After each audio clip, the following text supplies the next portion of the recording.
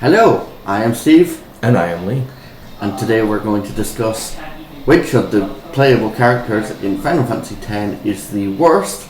And why isn't it Kimahri? We've got... Very good, yeah. It might be. It might be. It might not be. But, yeah, we're going to go through these by characters, by their stats, by their character progression, and by their unique abilities. Because unfortunately, Final Fantasy X is one of those where characters aren't unique. Past a certain point. They can all do everything after a certain part of the game. Yeah. And Once you've unlocked the sphere grid properly, anyone can basically do anything. It's actually funny to watch Lulu actually hitting for the 5 9s of damage for the break damage limit by having a little doll walk up to it and smack it in the face. Backflip smack in the face. But so in order to properly see what we need to understand how this game works, we need to look at this. The sphere grid. Arguably one of the better innovations in Final Fantasy. It's fairly simple, it's self-explanatory, and the progression is locked behind movement. Yeah. Which means that you can double back on yourself, but it costs movement. Yep. You can see in the middle there's where everyone starts, and everyone has their own little paths to begin with that are usually locked behind key spheres over time. Yep. And they all head in their own little, well, they mostly all head in their own Directions. Their own abilities on their own parts of the grid. Yep.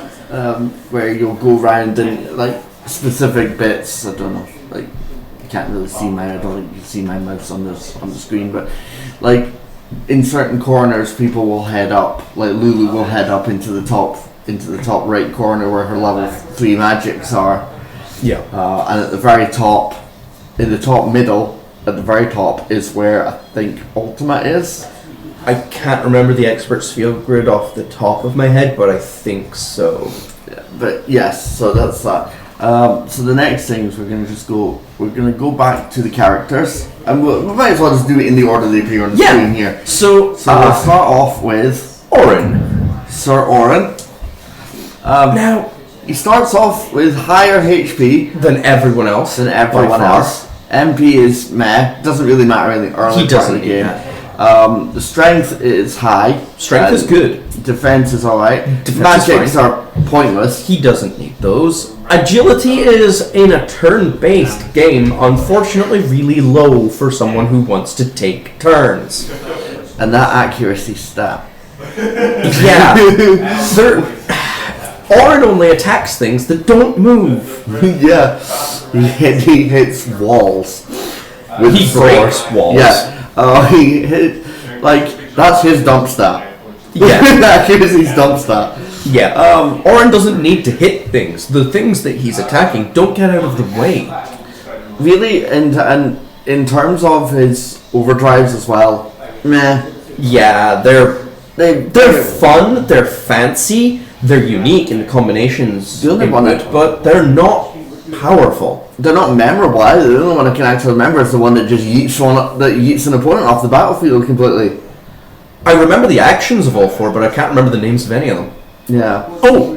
No, but no, I can't remember what any of them actually do other than one that yeets, just flat out yeets. One of them makes a tornado that sucks up all enemies, and then he sets it on fire by throwing his alcohol flask at them. I remember that one. Yeah. But yeah, so that's his stats. He's in battle. Yeah, he's there. He has the breaks in the early game though. The breaks are useful to an extent. They're not. Some of the boss fights you'll want some of the breaks. Yes, and for the boss fights, because the rest of the game it's rock paper scissors, except you're always throwing out the better answer. Yeah. And it's really a case of he'll learn the breaks early, and they're not even that early. They're early enough in his. The first one is early. The last one, mental break, is probably late game. I don't think you unlock that until Camlands usually. You have to bear in mind, you play as Auron for the first fight of the game, and then he disappears for a good chunk. That's true. You don't get him back for a while. So, like, he might be late game, but comparatively compared to other characters, yeah, his mid game is definitely his strongest suit. Yeah.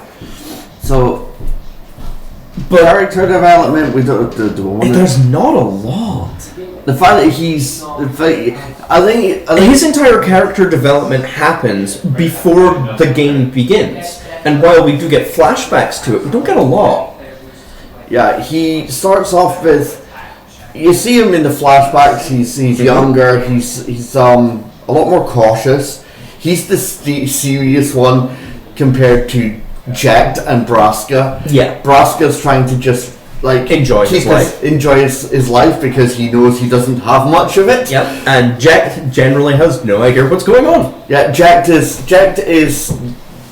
like Tidus in the main game. Jack is the Outlander, fish out of water, essentially. Who he doesn't know what's going on. He is the reason we get exposition, because he has no idea. Yeah. So he needs to be told, which means we, as the gamers and the audience, get told. Yeah. But as obviously as events unfold in Orin's life and later unlife. Yeah.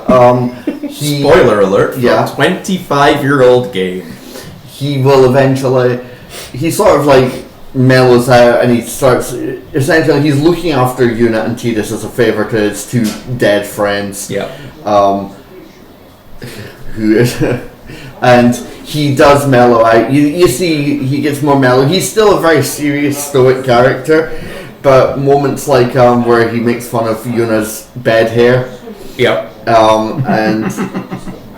And that you can see he has chilled out a bit. Yeah. In his time, but that's really all we have to say about Orin. Yeah, there's not much more to him than that. So we'll just. But Riku, first of all, her stat block not much better than Orin's, but this is, to be fair, her starting stat block, and it's one of the earliest characters you get in the party. Yep. She starts off obviously after when you leave Dreams Anarchant. Yep. And you're in the. She's the first person Tidus actually meets. When you're in the Baj Temple. Yep. They show up. You learn steal and mix and use very quickly. Yeah. You have to fight a boss with her that underwater. You need to use steal and use to beat. Yeah. And she's also one of the few characters who is usable underwater. Yep. Which works in her favor, really. Absolutely essential to late game. Yeah, you cannot late game without her. Yeah, her overdrives are just Mix is just. I've won and lost fights based on mixes. Yeah. Mixes. I've succeeded in super boss fights based entirely on the fact that Riku was in the party. Yeah.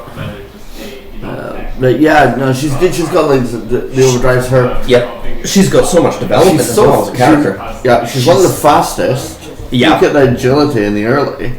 Yeah. In the early stats. 16, isn't it? Yeah.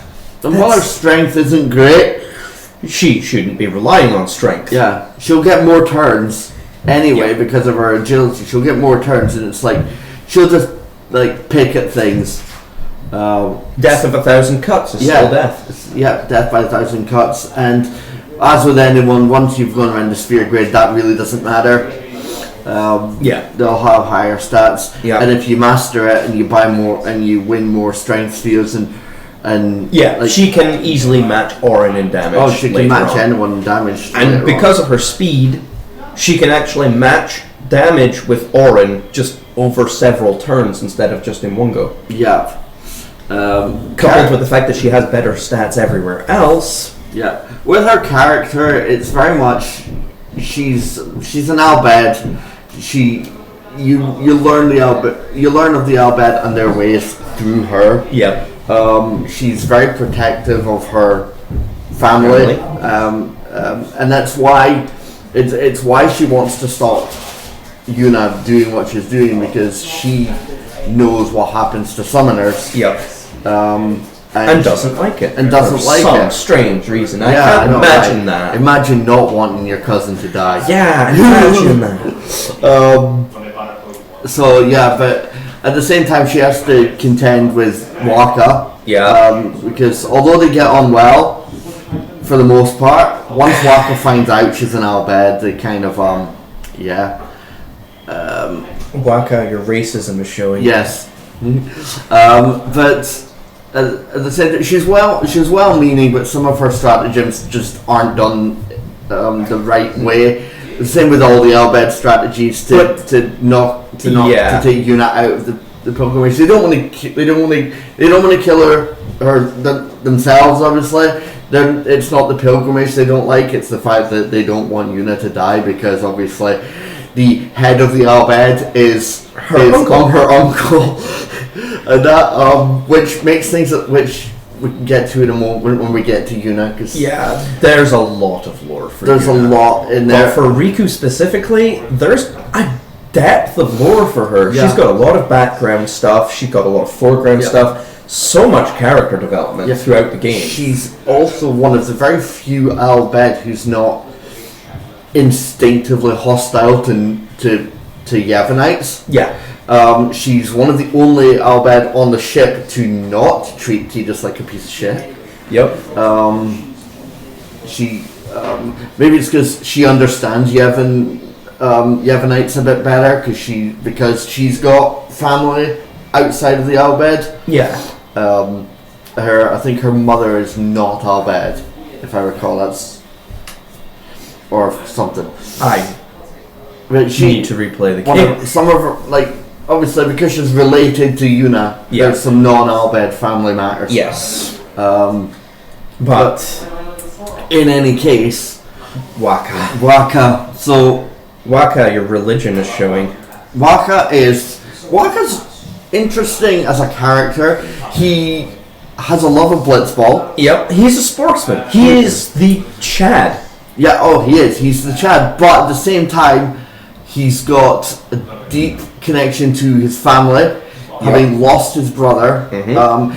Losing his brother is really what gave him such a prejudice towards Al Bhed. Yeah. Because he gave the sword that eventually becomes the sword that his brother, that Tidus ends up owning, was meant for Chapu.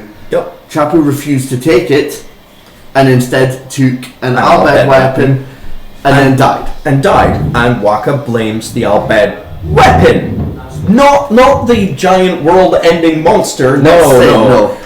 It's the weapon, of course. It's the fact that he chose. I think it's more the fact that he chose the Al Bhed Machina weapon over a gift from a brother. Plus the fact that he's already deeply religious, and Machina are seen as an abomination. I don't actually think Waka is that religious. I think he's indoctrinated.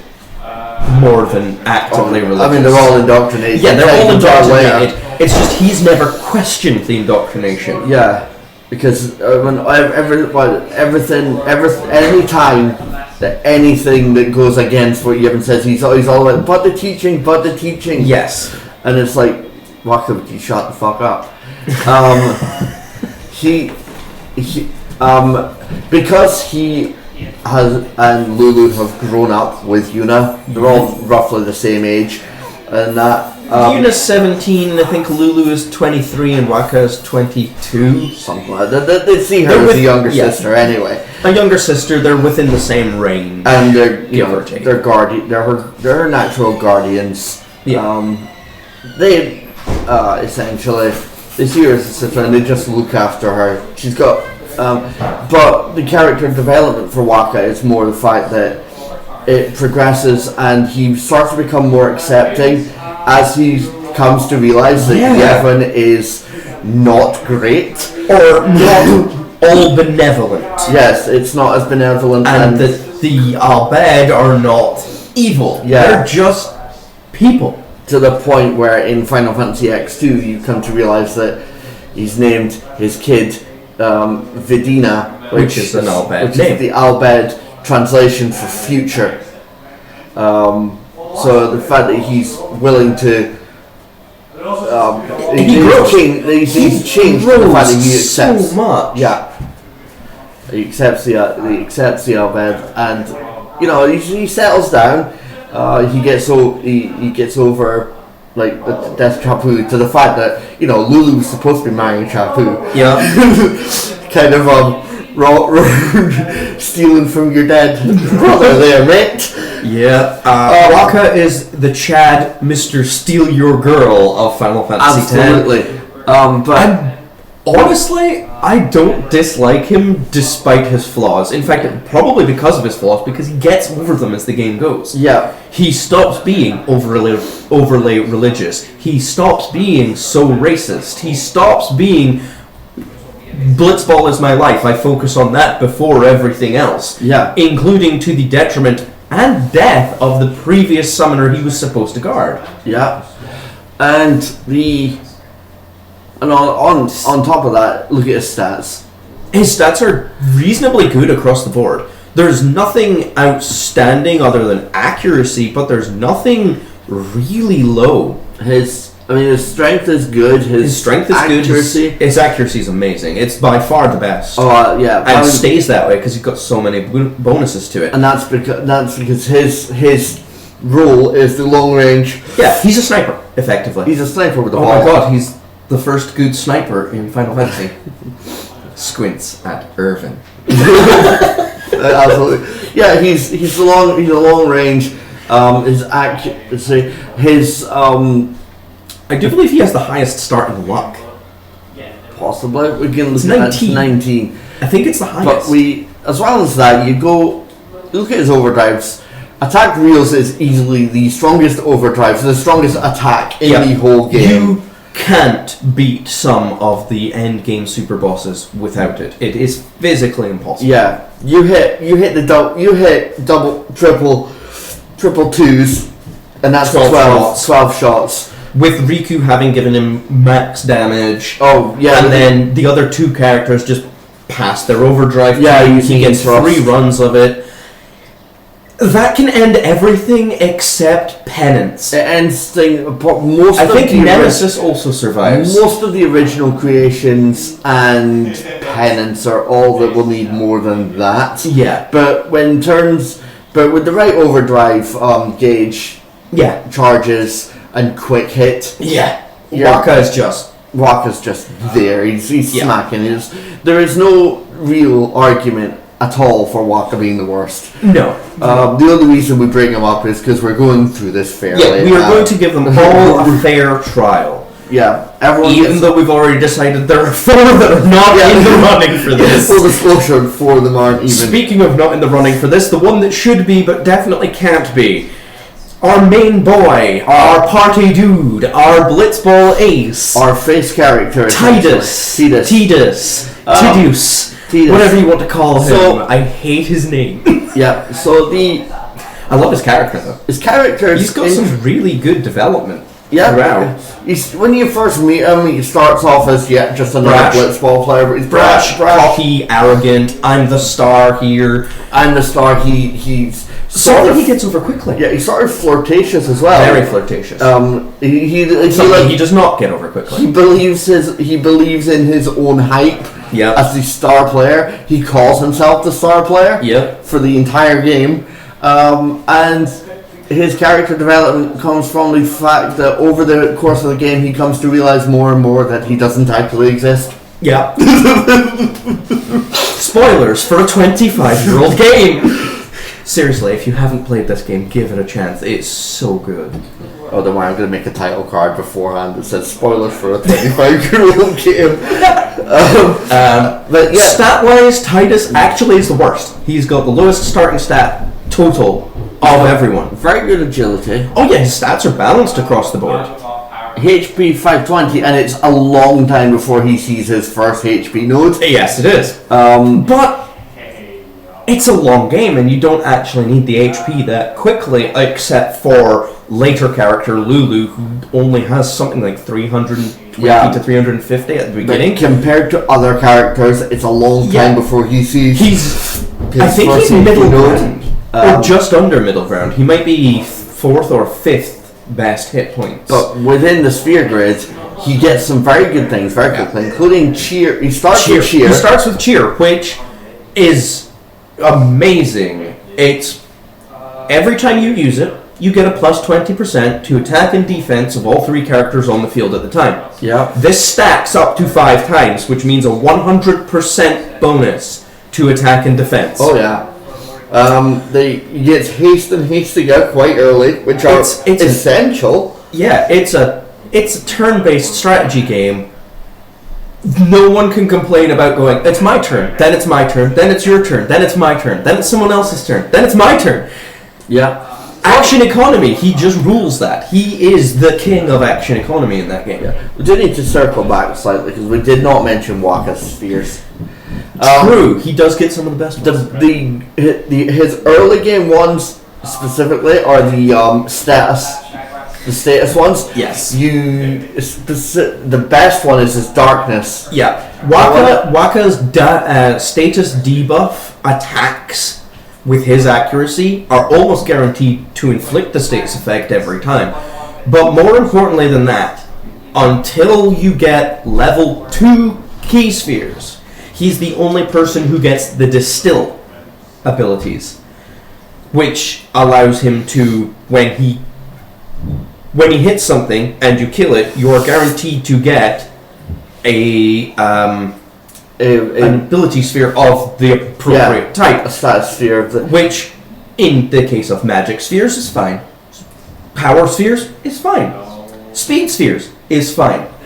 Ability spheres are essential because they are so slow in coming back. Yeah, it's so long in the game before you can reliably get ability spheres. To the point you'll go until you reach Mihen High Road, you only get ability spheres as a random drop from bosses, and at most you'll get 2 or 3 at a time. Yeah, and you need them because you'll end up That's how you get your abilities and your spells. You'll end up going past ability nodes on the sphere grid because you just don't have the nodes to activate them. Yeah. Waka is just good. Yeah, but again... But Titus has got some really nice abilities as well. Yeah. I mean, even outside of his white magic buff spells. Yeah, his buff spells. He gets things like... I think he's the first to get quick hit. Yeah. That's the end of his personal sphere grid, is quick hit, which combined with haste can give you, without breaking the sphere grid, that can give you 6 attacks in a row. Yep. Without interruptions even from your other characters. And you can also get things like the one we mentioned before, the entrust. He's one of the first to get that. He gets that. To give his limit break or his overdrive to another character. He has actually reasonably good sphere grid progression for all the stats. While mostly towards agility and accuracy, but he does get a good amount of power, defense. Yeah, he gets a lot. He HP. A good number of strength spheres. You'll definitely notice his damage increasing a lot faster than some of the others. Yeah, it goes up fast. But he gets them quite early. Yeah, and while he only has 4 specific overdrive attacks, they're all good. You've got Energy Rain, which is just hits everything for 150% normal damage. Slice and Dice, which is mini Omni Slash. It's 6 attacks that can hit random targets for 75% damage. Yeah. Blitz Ace, which is like his main one, where he just hits a bunch of times and someone makes him do a sphere shot. Yes, the sphere shot hits the board. It hits all enemies. Yeah. Whereas the 4 attacks before it hits single target. Is it 4 or 6? I can't remember. I can't remember off the top of my head. Yeah, it's a number of hits. His first one is his worst one, and it still hits for 250% damage. Yeah. That's good when you have it right at the beginning of the game. Yeah. If there's a specific fight you're doing where Waka's just not cutting it, Titus will pick up the slack with overdrives. Especially and on top of that, every fight you have with Seymour, Titus has something. Titus has a command, a command that gives him a buff because he just does not like him. I can't imagine why. Seymour is a lovely guy. He definitely doesn't want to marry a 17-year-old. Yeah. Speaking of marrying a 17-year-old, Let's see that 17-year-old stat block. Oh, look at that. They're terrible until you get to magic. Yep, Lady Una with her magic stats, and her evasion is actually very good. Yes, it's the second best. Her magic, obviously, she's a summoner. She's got great HP, great MP. Sorry. Yep. Second highest, and very good magic. The highest, because she's a summoner. All of her summons power, including their strength and their evasion, get bonuses based on Yuna's magic stat. Yep. The Aeons themselves are their own individual characters, individual battle characters, but they replace the party for a set amount of. Until they die. Yeah, until they die or are dismissed. Yeah, so a set amount of, as long as you can be bothered with them and keep them alive for. They have their own advantages and disadvantages, but most of them being elemental. That could whole ass be another video. Yeah. Probably will be, to be honest. Yeah, I can see that. But Yuna starts off as a very protected, very revered member of the Besaid Island community. But she doesn't let it get to her head. No, she hasn't. She's still very worldly. She's down to earth. She knows what's going on around her, and she does her best to be the mom, effectively. She's a people pleaser. Yeah. She takes to people very quickly, as you can tell by the fact that how quickly she befriends Tidus.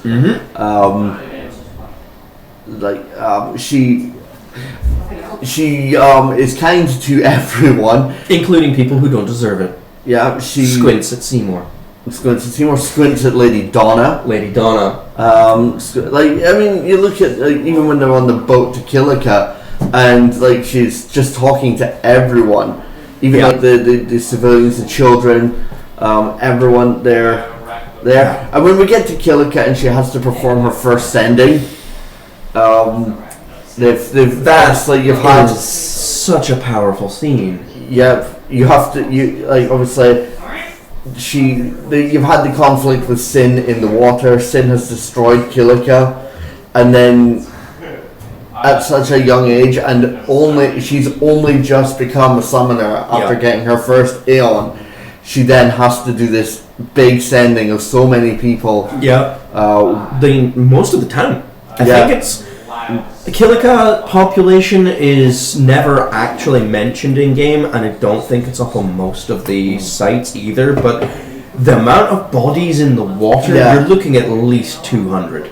Yeah, and she has to send all of them, and the fact that she just does it, she doesn't let it get to her. Yeah. Although it must be eating her up inside. Yeah.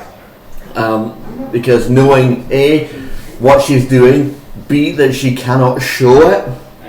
Yeah. And C, knowing what her pilgrimage entails, or specifically how it's meant to end. And at this point, she's committed to that. Yeah. And then I mean, she has a very powerful personality for such a soft-spoken character throughout. She does, and I mean, you can tell it does get to her because obviously when you get to that scene in Luca. Yeah. The laughing scene, let's leave it there.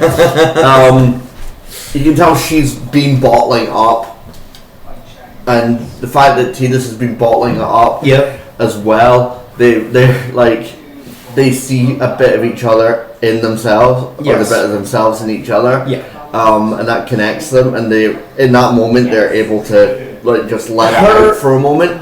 Her progression throughout the game as a character, as a person, is not even limited to just scenes where she is the most prominent character. She grows throughout. Her character development is non-stop. But people often say Tidus is the playable character. Yuna is the main character. Yuna is the main character in this game. It is Yuna's tale. It is. It's Yuna's story. It's Yuna's story, and I mean, even Tidus says this is my story, but that's only because you're playing the game through his eyes. You are playing through his eyes. He is your avatar character on the map. He is your catalyst character that you start with, that is always with you throughout. You only get one section of the game where you play without him. Yeah, in Via Pure. And then you play as Yuna. Yeah.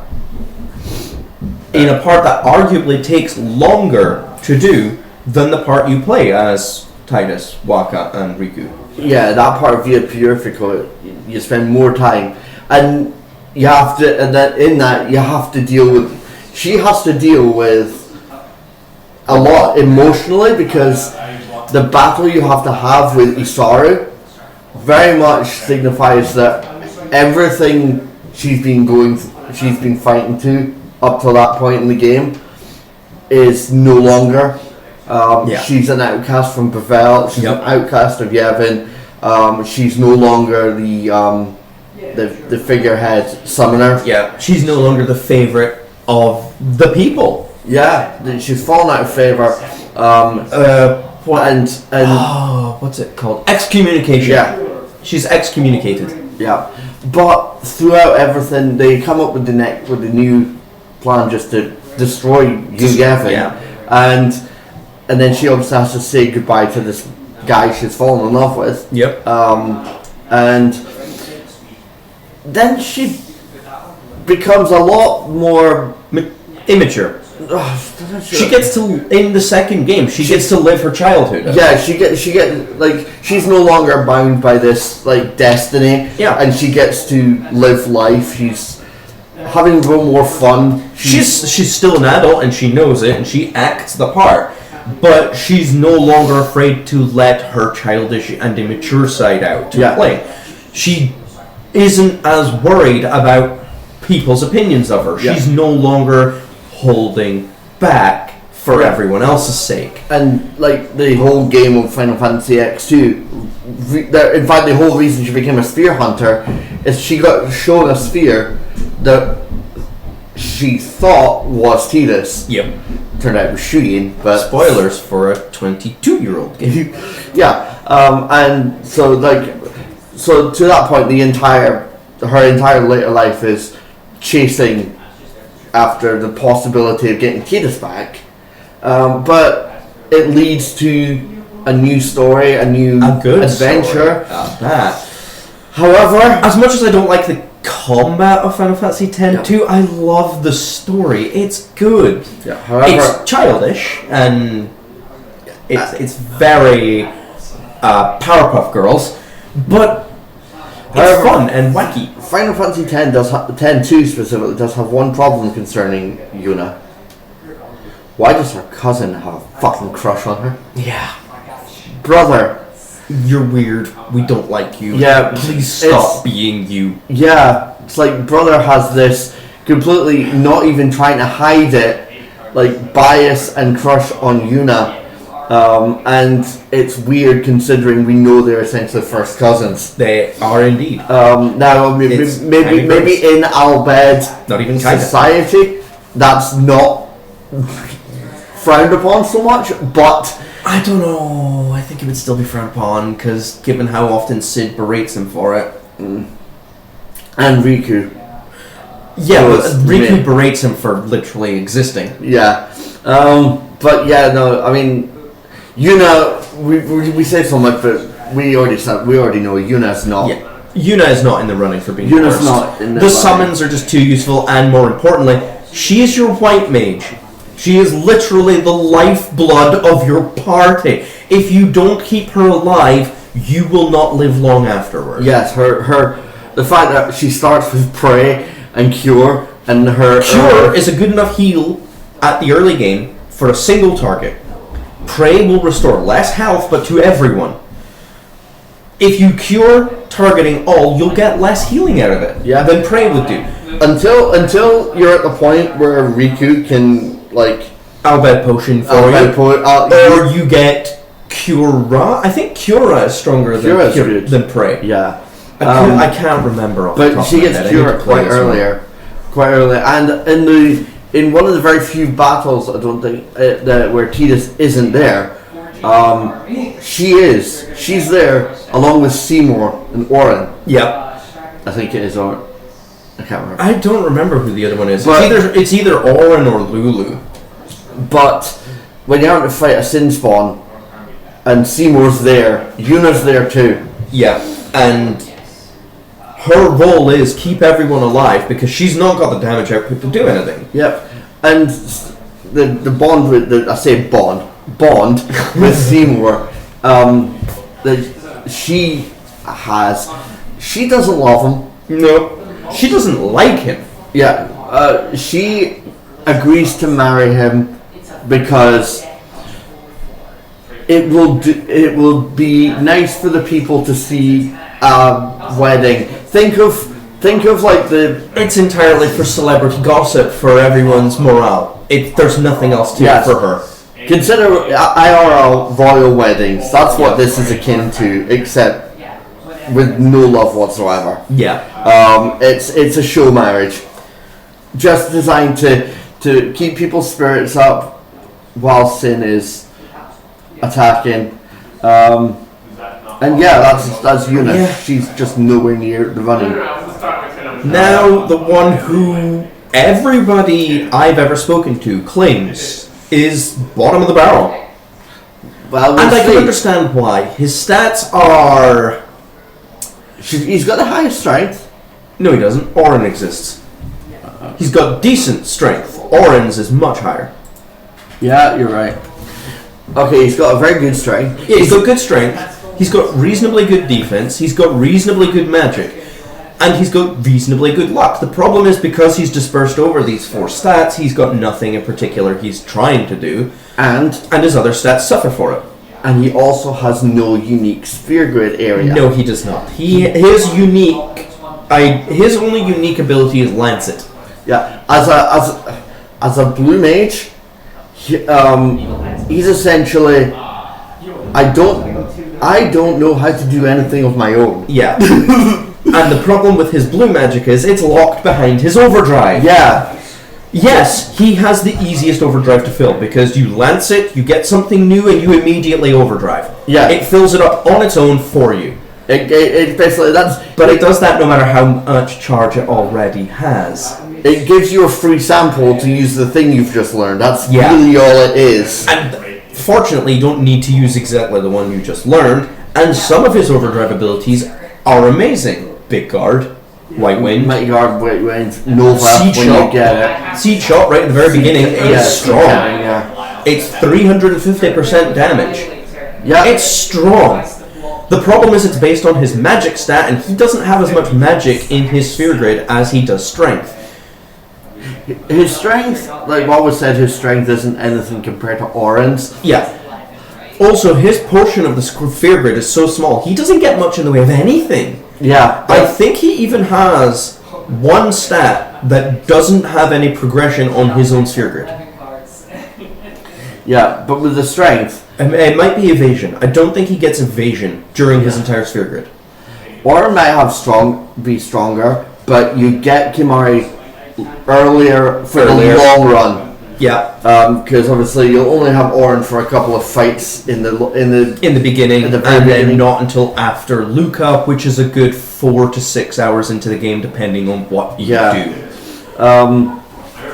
Kimahri's, like you said, his overdrives are fluctuating. They fluctuate in usability as well, because there's a few that are just a waste of having.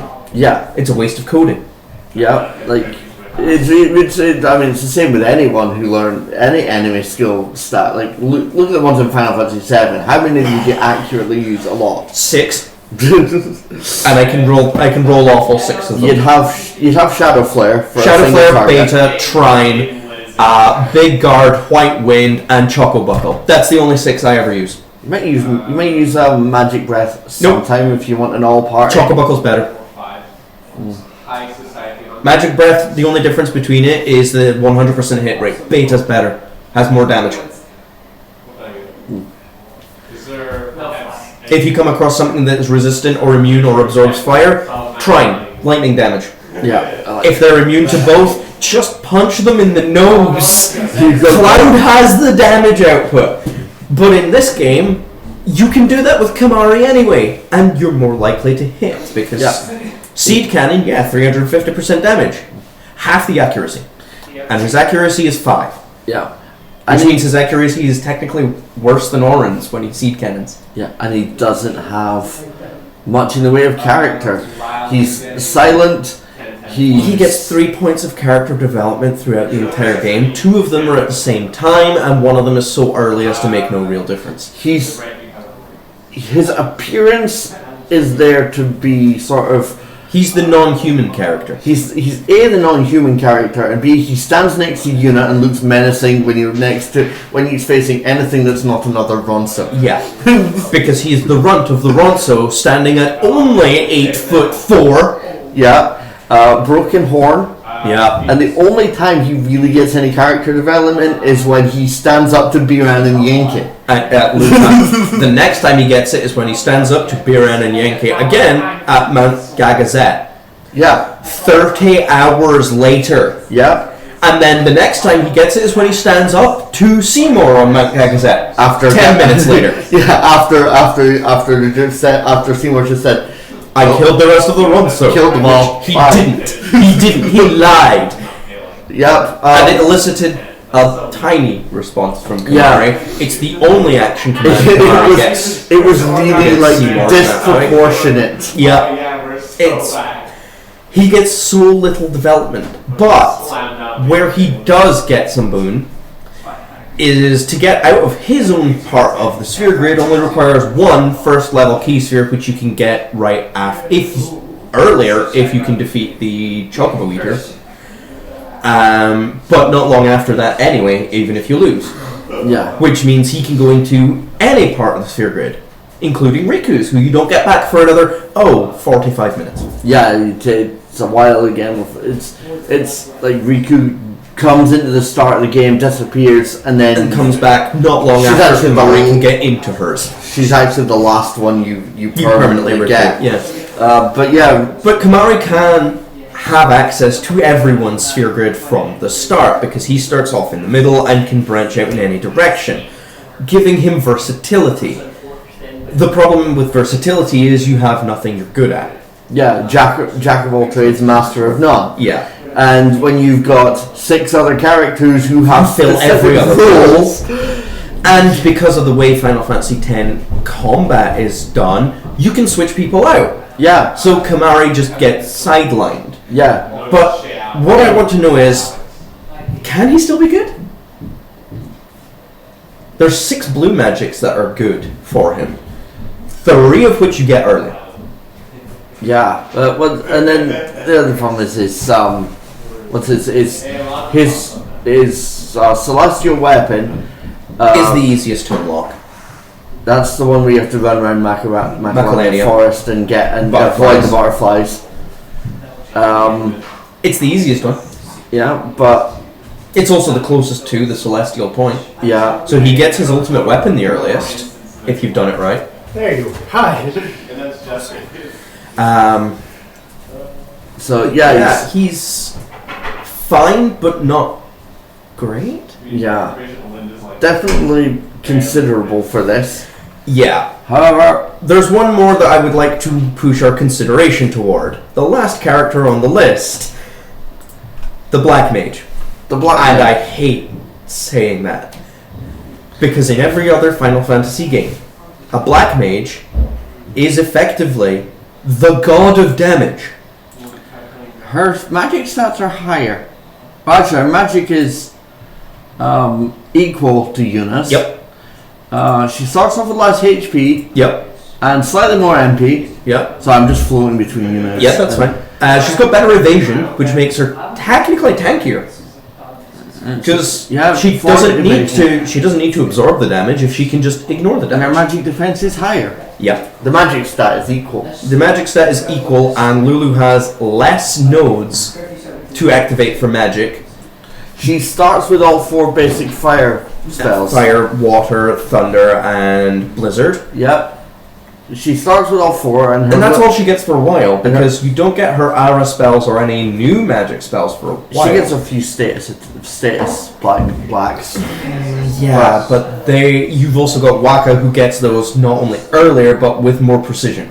Yeah, and her overdrive is that you spin the joysticks around to power up more uses of the spell. That's not great. It's really not, although it doesn't cost MP. Yeah, I discovered that the other week. It costs 0 to cast the spells multiple times.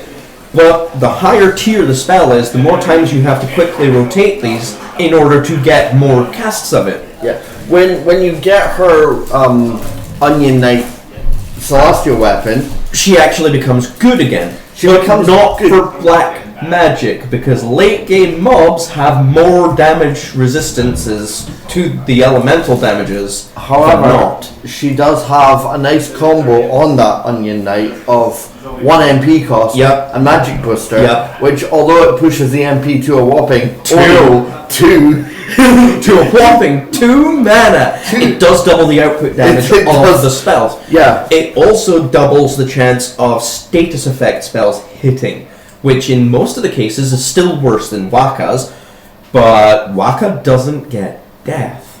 Yeah. And death works on most of the mobs throughout the game. Yeah, just obviously not most bosses, but A couple of the bosses yeah. can still die to instant death effects. Yeah. Not many, but some.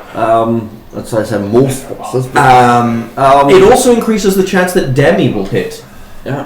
which is really good, because booster also, I think, I could be wrong, increases the chance of Demi landing on heavy assigned enemies. Yeah. So it gets the basic Demi hit chance, but can now hit heavies, which include some of the bigger bosses, which can allow Lulu to break damage cap before anything else, until she actually gets break damage cap.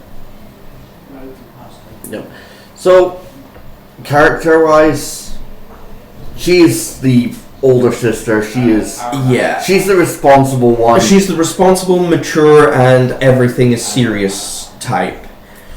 She doesn't really progress from that.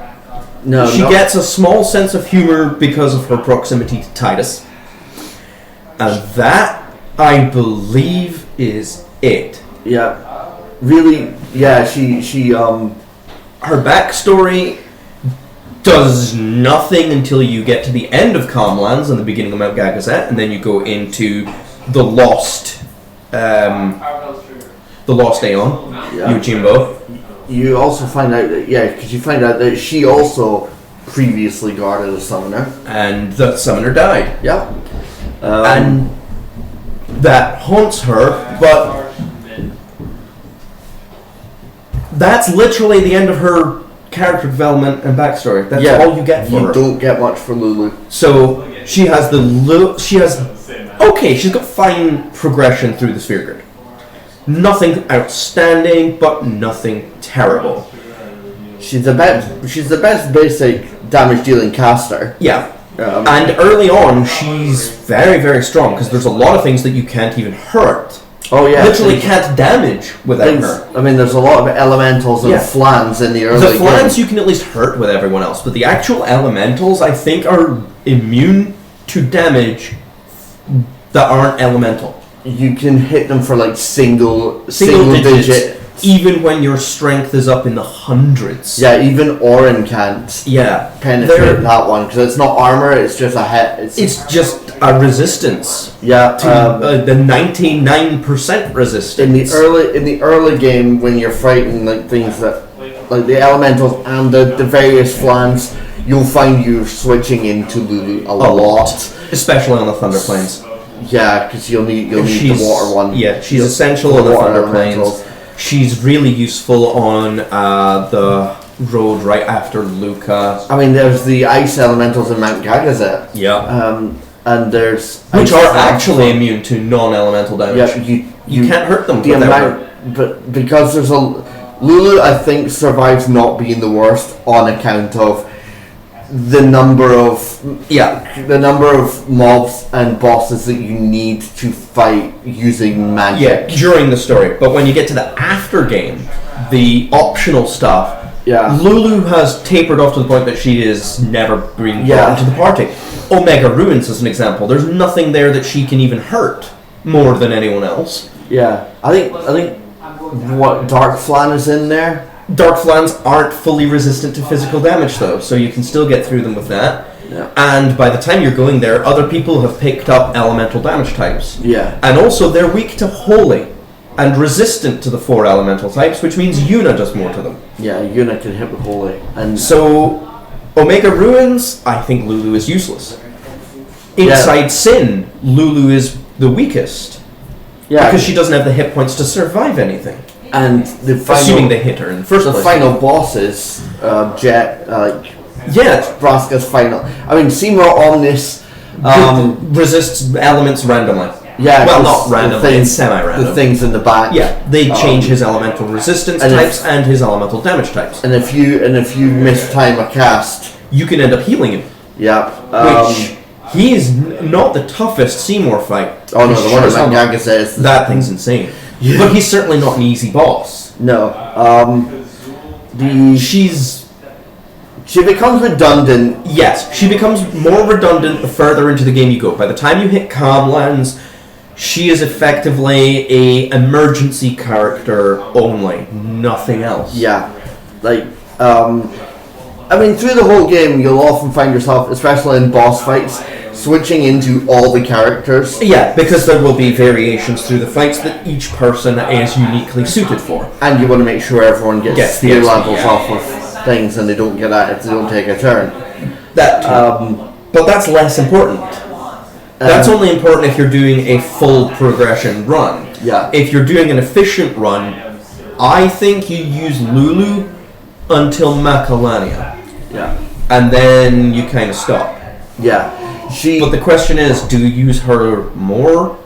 Enough in the early game that it cancels out how useless she is in the late game compared to Kimahri as an overall.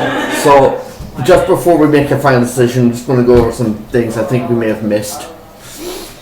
Riku, well, one thing we didn't mention, and possibly because as everyone will eventually get Steel, but she gets it very earlier, Yep. Steel automatically dismantles Machina Yep. mobs. Any Machina that isn't a Yevon Machina dies immediately upon being stolen from. Yes, because she dismantles it while touching it with Steel. Use gives you access to the best healing item in the game. You get the Abed potion. Abed potion, 1,000 hit points, and removes status effects. Yep. And then again with the mixes. Mix and all is just sorts, yeah. so powerful. You can't beat Mix. Yeah. Waka's, we've mentioned attack reels because that's really the only one you use. The status effects, the distillery, and the attack reels, Yeah. I think saves him from bottom slot. Yep. Also, while attack reels is good, you've also, before you get that, you've also got the element reels, which can hit with an element. Status reels is fine. Status reels, I don't think I've ever used that because you've got attack fine. reels first. Yeah. His ultimate. Orok reels is trash. Yes, nobody. I don't even get it. I'll get it for perfectionism, but I don't think I've ever used it. I don't even get it for Perfectionist Run because there's nothing, Yeah. there's no achievements attached to it. Orin, the other thing we can touch on is the effects of their Celestial weapons. That's Orin's- the only other unique thing about them in this game for the late game. Orin will deal more damage the less HP he has. Which gives you the glass cannon effect. And I Yes. don't like a glass cannon. I like versatility of, I can stay in this fight a bit longer and do more damage. Yep. You've got most of them are just based on their HP stat. Yeah, or MP in yeah, this case. Yuna and Lulu are based on their MP. Yuna's God Hand has Riku's God Hand. what? Riku's God Hand. Yes, Riku's God Hand has the very unique ability of Gillionaire. Yep. You gain more gil. You don't. I don't think spend you need it. A ton of gil. It's especially in the late game. The most gil I spend in that entire game, except on consumables, is giving money to Uwaka. Yeah, you with Tidus, especially he gets evade and counter, which is very good. Evade encounter, damage encounter. So he takes a hit, he hits them back. He evades a hit, he hits them back. Yeah, I believe it's also magic counter as well. If he gets hit by a spell, he I don't hits think them he's back. got all three of those. Does he not? Okay, maybe. I think he's got like triple overdrive. And, Yes, he's got. Triple overdrive and break damage limit. Yeah. Yeah, because you've got triple overdrive and I mean especially those, Triple overdrive and break damage limit are on all 7. yeah, things like I think one of them has. I think Waka's got like the first strike. on it. No, Orin's one has first strike. Alright. Because you always have Orin in your party for Omega Ruins, because he can go, oh, Marlboro? Nope, you don't get to bad breath us first. We get to switch in Yuna and summon. Because, no! Yeah, because that's great, Marlboro. They're actually dangerous! And obviously we mentioned Lulu having both Magic Booster and one mana. one MP cost, which is such a great it really combo. is. I think that might actually save her from bottom slot. So really what we're looking at is Orin or Kimahri. I toss up between them, actually. I think it's both. Because Orin is a one-note character. Yeah. Even if you unlock the Seer Grid to him through everyone's line, he will never have enough magic power to make his magic damage worth it. He will never have enough accuracy to make his attacks against non-heavies worth it. Yeah. And Kimahri actually has the versatility of his overdrives. All of Orin's are basically just worse versions of Titus. Yeah. I suppose all of them are single hit. 2 of them are to single target. Yeah, and Kimahri just goes. Kimahri is supposed when you get his overdrive, you've got right. Which of the multiple abilities have I got here applies to this specific situation? Especially when you've got Nova and can just go. Yeah, just blow everything. He's more situationally useful, and he's useful in less situations. But the situations you need him for, he does fill more roles than Orin. Orin does one thing, and he does it better than everyone else, but he only does one thing. And he does his best when he's at low health. And he does his best when he's a tank who works best as a tank when he can only take one more hit. Yeah. Which you don't want in your tank. Yeah. You want your tank to be able to take more hits. You want your tank to be able to tank. Yeah. Which he can. So, honestly, my vote goes to Orin. I'd say so too. And I hate that because he is cool. Yeah, he's I played this game when I was a kid, when it first came out. And he was a badass. It's the scene when you get him back in Luca, and he just walks up with his arms slung through his jacket. The beast breathes, and he just goes, takes his arm out, and one-shots it. Yeah. This thing was surviving hits from your entire party for 3 rounds the one time you have to fight it without him. And he hits it once, and it flops. Yeah. And then he just looks so cool. Yeah. And then he aids against the big board. Yeah. But yeah, no, unfortunately, it's Orin. I think it is. And that, as they say, is that. That is indeed. Thank you if you've watched this entire hour of us talking about this game, well done. Wow. But so we can do another one about the versatility of the Aeons, although there's not really much to those. No, not really. They are essentially mostly the same, other than again overdrives with the elemental types, things like the mechanics of Yojimbo.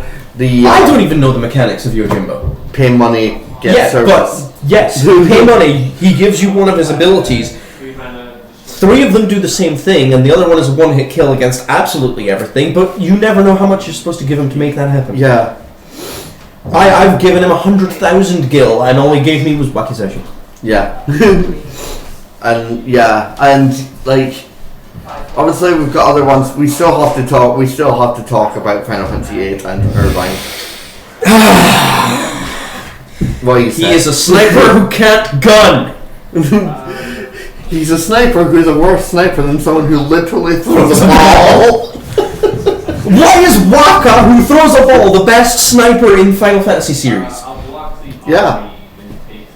Explain that in the comments, please. Yes. Join us another time while we discuss that. Thanks for watching this. See you later.